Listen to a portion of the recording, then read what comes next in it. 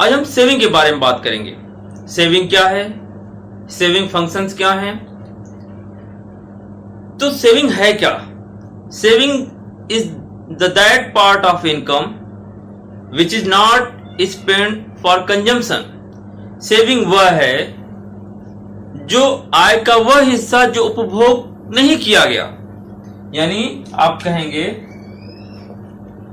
Saving is the part of income which is not spend on current consumption. Saving क्या है? Saving is that part of income which is not spent on current consumption। आय का वह हिस्सा जिसको हम उपभोग नहीं करते। जैसे हमने कल पढ़ा था कि y क्या होता है, y equal to C plus S. यानी जो इनकम होगा उसका कुछ पार्ट तो कंज्यूम कर लिया जाएगा और जो पार्ट कंज्यूम नहीं होगा उसको हम कहेंगे सेविंग। तो सेविंग आपको समझ में आ गया। अब सेविंग फंक्शन क्या है? S is the function of Y। यहां हमने लिखा S is the function of Y। यहां Y से मतलब क्या है? Disposable income. Disposable income means after deducting taxes. तो हमने क्या बोला कि saving is the function of income. Saving क्या है?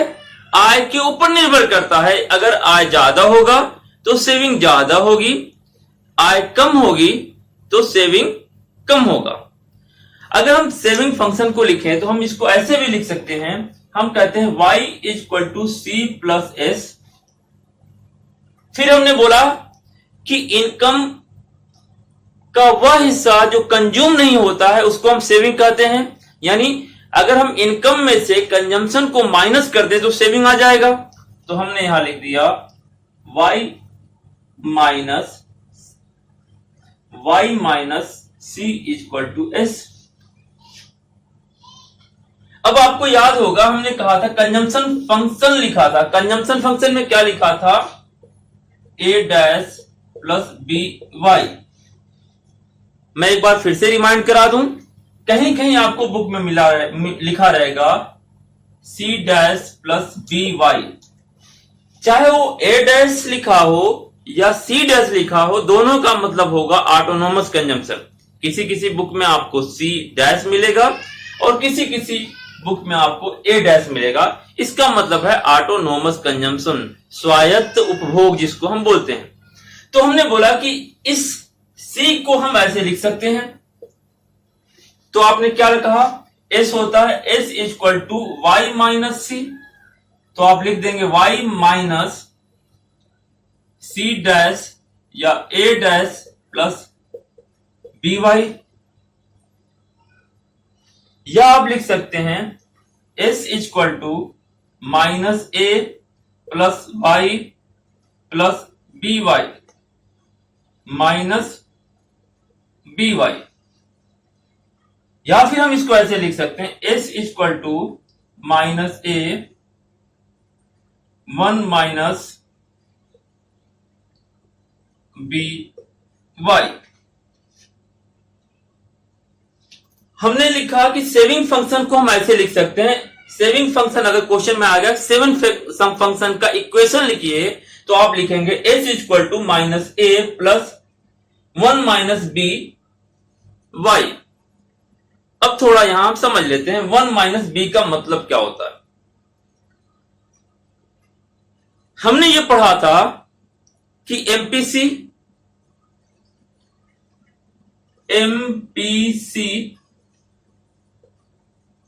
Plus MPS equal to one. हमेशा एमपीसी और एमपीएस का जो वैल्यू होगा वो वन होगा। तो इसको आप ऐसे भी लिख सकते हैं delta C upon delta Y plus delta S upon delta Y equal to 1। या फिर आप इसको ऐसे भी लिख सकते हैं 1 minus MPC equal to MPS. यहां आपको याद होगा जब मैं पढ़ा रहा था कंजम्पशन फंक्शन, तो इस बी का वैल्यू हमने बोला था, बी हम बोलते हैं MPC, marginal propensity to consume. तो 1 माइनस बी का क्या मतलब हुआ, 1 माइनस एमपीसी, और हमने बोला था इस बी का मतलब एमपीसी है, तो 1 minus B equal to MPS. यानी आप इसको ऐसे भी कह सकते हैं, आप ऐसे भी लिख सकते हैं S equal to minus A plus MPS. तो आप इसको या तो इस फॉर्म में लिखें या इस फॉर्म में लिखें। तो ये हमने लिखा कि कंजम्पशन फंक्शन क्या होती है और सेविंग फंक्शन क्या होती है, और कंजम्पशन फंक्शन से हम सेविंग फंक्शन को कैसे ड्राइव करेंगे, निकालेंगे। तो आपने सीख लिया सेविंग फंक्शन निकालना। अब जो प्रोपेंसिटी टू सेव है वो दो तरह का होता है, जिसको हम बोलते हैं एवरेज प्रोपेंसिटी टू सेव और मार्जिनल प्रोपेंसिटी टू सेव, औसत बचत प्रवृत्ति और सीमांत बचत प्रवृत्ति। अब इसको थोड़ा सा आप समझ लीजिए।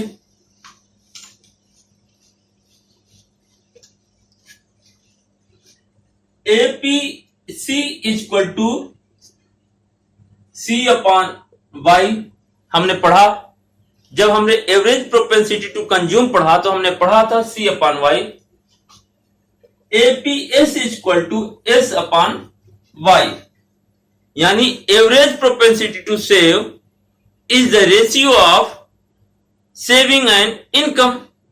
यानी एवरेज प्रोपेंसिटी टू सेव क्या है,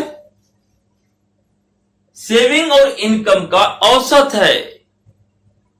अब यहां एक बार और आप समझ लीजिए कि हमेशा एपीसी प्लस एपीएस की वैल्यू 1 होगी। इसका मतलब यह हुआ कि 1 minus APC equal to APS, या 1 minus APS equal to APC की वैल्यू हम फाइंड आउट कर लेंगे। जिस तरीके से हमने ये बताया कि APC plus APS equal to 1 या 1 minus APC equal to APS, 1 minus APS equal to APC. अब थोड़ा न्यूमेरिकली हम निकाल के देखेंगे। इसी तरह से अगर हम मार्जिनल प्रोपेंसिटी टू सेव समझना है तो delta S upon delta Y.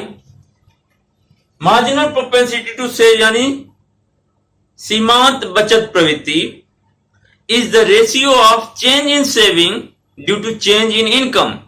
यानी इनकम में जो परिवर्तन होता है उस परिवर्तन के कारण जो सेविंग में परिवर्तन होता है, उस दोनों के अनुपात को हम मार्जिनल प्रोपेंसिटी टू सेव कहते हैं। Marginal propensity to save shows change in the ratio of change in saving due to change in income. Change in saving due to change in income. अब इन दोनों को एवरेज प्रोपेंसिटी टू सेव और marginal propensity to save यानी औसत बचत प्रवृत्ति और सीमांत बचत प्रवृत्ति को एक शेड्यूल से समझेंगे और फिर ग्राफ से उसको एक्सप्लेन करेंगे। तो पिछले लेक्चर में जब हमने कंजम्पशन पढ़ा था तो हमने माना था MPC equal to 0.8, autonomous consumption equal to 40, और उसी को हम कंटिन्यू करेंगे एग्जाम्पल को, जिससे बार बार आपको डिफरेंस। अब हमने सेविंग निकाली, अब एपीएस निकालेंगे। एपीएस की वैल्यू होगी एस अपॉन वाई, तो -20/100 -0.20, 0/200 0, 20/300 0.67, 40/400 0.10, 60/500 0.12 और 80/600 0.13। तो एपीएस की वैल्यू आ गई। अब एमपीएस की वैल्यू भी निकालेंगे। एमपीएस की वैल्यू कैसे निकलेगी?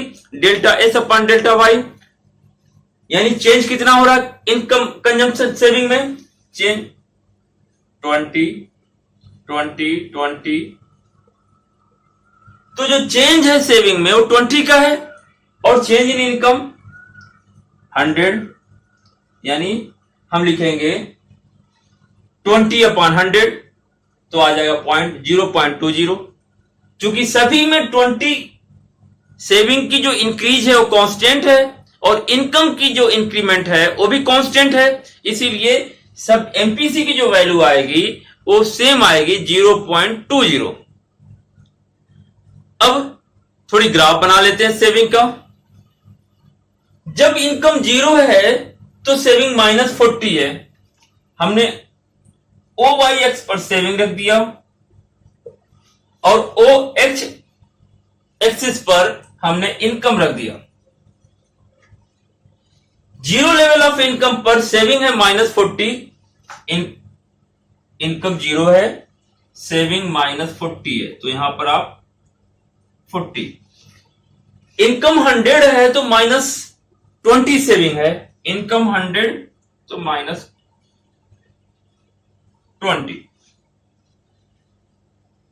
200 पर सेविंग 200 है, 200 पर 200।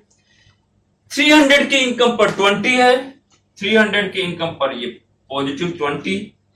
देन 400 पर 40, 400 पर 40 और 500 पर 60 और 600 पर 80। अब ये लाइन मिला दें।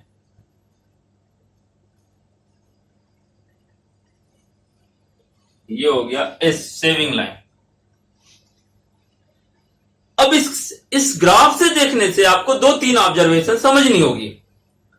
पहला कि एपीसी नेवर बी 1 और मोर देन 1, यानी एपीसी का जो वैल्यू होगा वो कभी भी 1 नहीं होगा और 1 से ज्यादा नहीं होगा।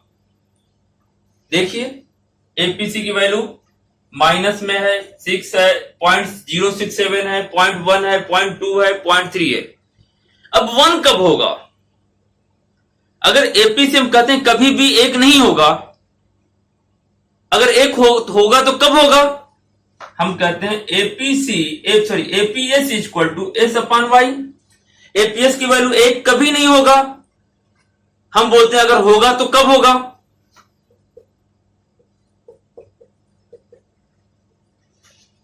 अगर कभी वैल्यू 1 होगा इसका मतलब यह है कि जितनी सेविंग है, एपीएस क्या बोलता है? APS is the ratio of saving and income, यानी जितना सेविंग है उतना ही इनकम है, तभी तो वैल्यू 1 होगी। अगर मान लीजिए हमारी सेविंग 100 है और इनकम भी 100 है तो वैल्यू 1 होगी।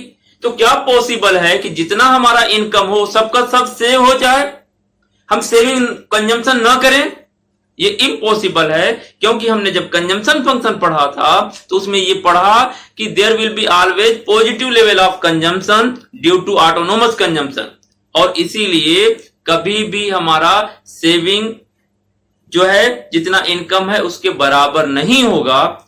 इसलिए एपीएस की वैल्यू कभी 1 या 1 से ज्यादा नहीं होगी।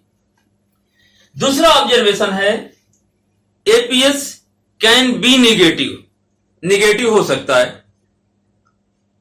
एपीएस यहां तक निगेटिव है, -0.20। कब निगेटिव होगा? जब हमारा सेविंग निगेटिव में होगा, यानी जितना हमारी इनकम है उससे ज्यादा अगर हम कंज्यूम कर लेंगे तो सेविंग क्या होगा? डिससेविंग होगा, यानी बचत नहीं होगा। तो बचत नकारात्मक होगी, निगेटिव होगी, तो ऑटोमेटिक हमारा एपीएस की जो वैल्यू होगा वो निगेटिव में होगा। तीसरी जो ऑब्जर्वेशन है, एपीएस कैन बी नेगेटिव। हाँ, APS can be zero. Third क्या हुआ, एपीएस कैन बी जीरो। आपने देखा एपीएस की वैल्यू यहां जीरो है। जीरो कब है, जब इनकम और कंजम्पशन बराबर होगा तो सेविंग जीरो होगी। तो सेविंग जब जीरो है तो जीरो अपॉन इनकम आप मल्टीप्लाई करेंगे तो वैल्यू जीरो अपॉन वाई से डिवाइड करेंगे तो वैल्यू हमेशा जीरो आएगी। इसीलिए एपीएस जीरो भी हो सकता है। Next, APS rises with increase in income. अब आप देखिए, जैसे जैसे इनकम बढ़ रही है 100, 200, 300, 400 एंड 500, एपीएस की जो वैल्यू वो इंक्रीज हो रही है। पहले निगेटिव, देन जीरो, देन 0.67, फिर 0.1, फिर 0.12, फिर 0.13। तो एपीएस की वैल्यू क्या हो रही है, इंक्रीज हो रही है। कब इंक्रीज हो रही है, जब इनकम हमारा बढ़ रहा है। तो हमने यही लिखा है कि APS rises with increase in income, यानी जब इनकम बढ़ती है तो एपीएस भी बढ़ता है। तो ये रहा आपका एवरेज प्रोपेंसिटी टू कंज्यूम। अब इस ग्राफ से हम मार्जिनल प्रोपेंसिटी टू कंज्यूम अभी हमने ये देखा एवरेज प्रोपेंसिटी टू सेव। अब हम देखेंगे मार्जिनल प्रोपेंसिटी टू सेव कैसे हम लोकेट करेंगे या निकालेंगे ग्राफ के थ्रू।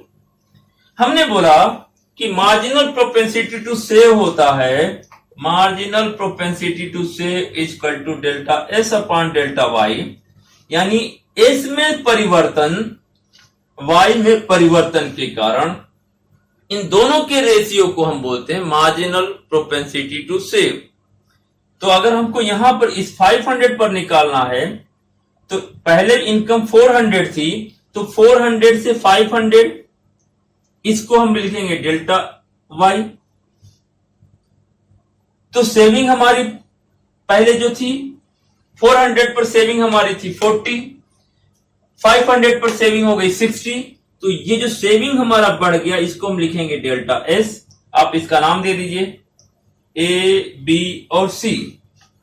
तो आप इसको कह सकते हैं कि C B upon A B, यानी change in saving and change in income. A B so change in income और C B so change in saving, and the ratio of saving and change in saving and change in income is known as a marginal propensity to save.